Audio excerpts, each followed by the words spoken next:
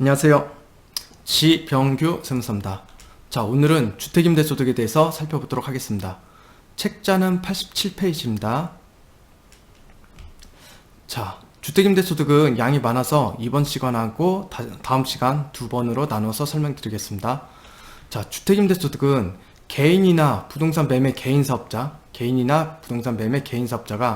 소유하고 있는 주택을 임대줬을 때 발생하는 소득을 말합니다. 이 주택임대소득은 종합소득세 과세 대상 중에서 사업소득에 속하거든요. 따라서 다음 년도 5월달에 종합소득세 신고를 하셔야 됩니다. 자, 그럼 주택임대소득 과세 대상에 대해서 살펴보도록 하겠습니다. 내가 주택을 하나를 가지고 있어요. 근데 거기서 월세를 받고 있다. 이거는 과세되지 않아요. 비과세예요. 다만 그 주택이 고가주택. 이 고가주택이라는 것은 공시가격이 9억 원을 초과하는 주택을 말합니다. 공시가격이 9억 원을 초과하는 고가주택은 과세, 1주택이더라도 월세를 받고 있다가 하면 과세가 됩니다. 자, 2주택, 3주택 이상을 가지고 있으면서 월세를 받고 있으면 무조건 과세가 됩니다. 자, 근데 간주임대료는 전세를 주거나 보증금을 받거나 그런 경우를 말합니다. 간주임대료 같은 경우는 3주택 이상일 때만 적용이 돼요. 그래서 주택을 하나 갖고 있거나 두 개 갖고 있다. 여거에 대해서 전세를 주고 있다. 그러면 과세되지 않아요. 이건 비과세예요. 3주택 이상일 때만 전세보증금에 대해서 과세가 됩니다. 자, 그럼 과세 대상 주택수는 어떻게 계산하는지 살펴보도록 할게요. 자, 주택임대소득을 계산할 때는 주택수 계산할 때 본인과 배우자의 주택수를 합산하여 계산합니다. 본인과 배우자의 주택을 합산합니다. 내 것만 주택수를 계산하지 않고 배우자 것도 합산한다는 거예요. 자, 다가구 주택일 때는 한 개의 주택으로 보는 거고요. 가구별 구분 등기가 되어 있는 경우는 각각을 한 개의 주택으로 봅니다. 우리 다세대 주택 있죠. 그거는 호실별로 각각 구분되어 있죠. 그럴 때는 각각을 하나의 주택으로 보게 됩니다. 자, 부부가 아닌 자와 공동으로 소유하는 주택. 내가 형과 공동명의로 주택을 가지고 있다. 누구의 주택으로 볼 것이냐? 지분이 가장 큰 자의 주택으로 보고요. 만약에 지분이 한다고 하면은 한 사람한테 주택임대 수입을 귀속자로 정한 경우는 그의 소유로 계산할 수 있습니다. 다만 해당 주택에서 발생하는 임대소득금이 연간 600만원 이상, 연간 600만원이면 월 50만원 이상이죠. 또는 기준시가가 9억 원을 초과하는 주택, 기준시가 9억 초과한다는 거는 고가주택 말하는 거죠. 고가주택의 지분을 30% 이상, 30%를 초과하여 보유한 경우는 각각의 주택으로 봅니다. 자, 이번엔 부부가 공동으로 소유한 주택도 지분이 가장 큰 자의 주택으로 보고요. 지분이 동일할 경우는 주택임대 수입의 귀속자로 정한 경우가 있다가 한 사람한테 정했다면 귀속자를 정한 경우라면 그의 소유로 계산할 수가 있습니다. 자, 이번엔 임차 또는 전세받은 주택을 전대하거나 전전세한 경우는 내가 A라는 사람한테 임차를 받았어요. 근데 내가 이거를 B라는 사람한테 전대를 줬어요. 그럼 누구의 주택으로 볼 것이냐? 나의 주택으로 봅니다. 나의 주택. 자, 이렇게 주택수를 계산하면 되고요. 자, 요거는 한번 보세요. 양도소득세를 계산할 때 우리 비과세 판단할 때는 세대를 합산하여 주택수를 계산해요. 맞죠? 자, 종합소득세 할 때는 좀 전에 살펴봤죠. 주택임대 과세 대상을 판정할 때 주택수는 배우자 거를 합산합니다. 배우자를 제외한 세대원 거를 합산하진 않아요. 자, 그럼 종합부동산세 할 때는 세율과 세부담 상환율을 계산할 때 주택수 계산할 때는 본인 것만 합산합니다. 그래서 세목별로 주택수 계산하는 방법이 다릅니다. 자, 이것도 잘 알고 계시고요. 자, 이제는 임대수익금액에 대해서 계산 방법에 대해서 잘 볼게요. 임대수익금액 계산이 중요한 게 우리 임대수익금액이 2천만 원 이하일 때는 분리과세가 적용되지만 2천만 원을 초과하게 되면은 종합과세가 되죠. 따라서 임대수익금액을 계산하는 방법이 중요해요. 자, 임대수익금액은 임대료와 간주임대료, 관리비 세 가지로 구분됩니다. 자, 먼저 임대료부터 살펴보도록 할게요. 임대료는 월 임대료에 당해년도 임대 월수를 곱해서 산정을 하죠. 내가 월 100만 원씩 받고 있다. 근데 올해 6개월만 임대를 했다. 그럼 600만 원이죠. 자, 근데 예를 들어서 임대 기간이 2020년 7월 1일부터 2022년 6월 30일까지 24개월이죠. 24개월 거를 한 번에 선납을 받았어요. 월 100만 원씩 24개월 거 2,400만 원을 일시에 선납받았을 때 그건 2020년도에 임대료는 어떻게 산정하느냐? 월수로 안분을 하시면 돼요. 그럼 2,400만원 곱하기 24개월 중에 2020년은 7월 1일부터 임대를 받았기 때문에 6개월 것만 산정하면 되죠. 그래서 24개월분의 6개월, 그래서 600만원만 임대료에 포함하시면 됩니다. 자, 이제 간주임대료 볼게요. 간주임대료는 뒤에서 더 자세하게 제가 설명드릴게요. 우선 넘어가시고요. 자, 관리비 볼게요. 자, 관리비를 받았다. 근데 그 관리비가 전기료나 수도료 명목의 공공요금이다. 이럴 때는 주택임대 수익금액에 산입하지 않고요. 청소비나 난방비이다. 그럴 때는 주택임대 수익금액에 산입을 합니다. 포함을 한다는 거예요. 자, 공동사업자의 주택임대 수익금액이 어떻게 있었는지 사례를 통해 볼게요. 남편 명의로 A주택이 있고요. 남편과 부인 공동 명의로 B주택이 있어요. A주택에 대해서는 임대 수익금액이 1,000만원 나오고요. B주택에 대해서는 임대 수익금액이 2,400만원 나올 때, 자, 남편의 임대 수익금액을 먼저 살펴볼게요. A주택은 남편 거죠. 그래서 A주택 임대 수익금액은 전부 다 포함되고요. B주택은 공동명의죠. 자, 임대 수익금액이 2,400만원인데 공동명의 중에서 손익분배 비율이 50대 50이에요. 그러면 나는 2,400만원 곱하기 50% 요것만 포함해야 되겠죠. 그래서 전체적으로는 2,200만원이 남편의 임대 수익금액이 됩니다.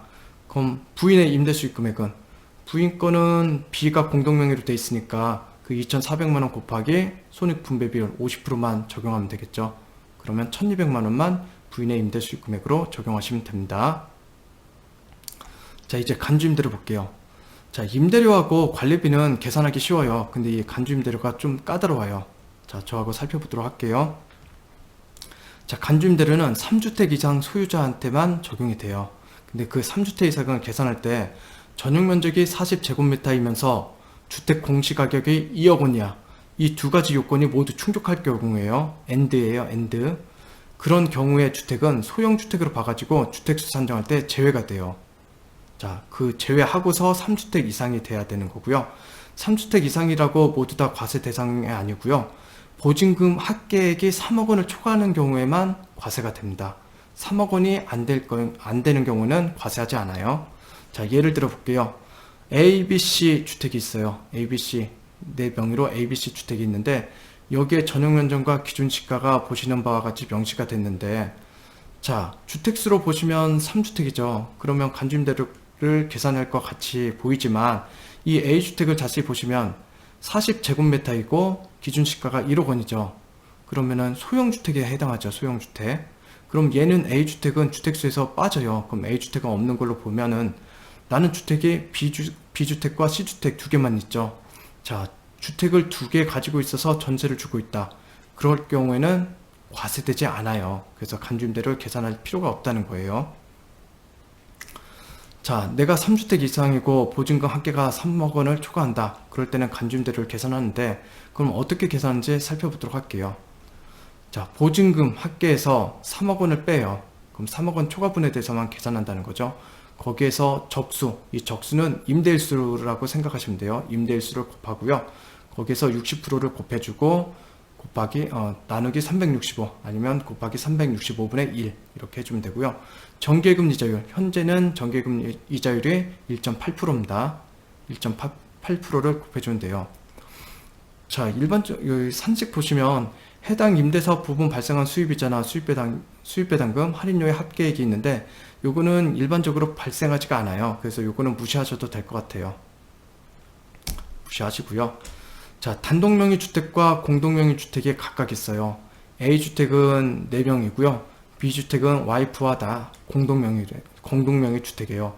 근데 여기에서 간주임대료 계산할 때 그 3억 원을 빼주는데 그 3억 원을 각각에서 빼주느냐 아니면 한쪽에서만 빼주느냐 문제가 되겠죠. 자, 결론부터 말씀드리면 A주택에서도 빼주고요. 자, 공동명의인 B주택에서도 각각 빼줍니다. 각각 빼주신다고 보시면 돼요. 자, 간주임대료 계산사를 볼게요. 단독명의 주택만 있는 경우에요. 4명으로 A, B, C 주택, 3주택이 있어요. 자, A, B, C 주택 모두 소형주택이 아니라는 거예요. 그러면은 내가 3주택 있고 보증금 합계액도 3억 원이 넘죠. 그래서 나는 간주임대로 과세 대상이 맞는 거예요.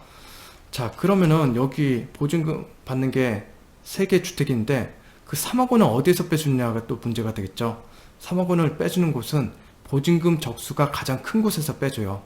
그럼 보증금 적수를 구해보면은 A주택은 5억 곱하기 365일이고요. B주택은 4억 곱하기 7월 1일부터니까 184일이 되겠죠. 자, C주택은 3억 곱하기 365일이 되고, 그렇게 따져보면 보증금 적수가 가장 큰 거는 이 A주택이죠. 그래서 A주택에서 3억 원을 빼주시면 됩니다. 자, 그러면 간주임대로 계산해 볼게요.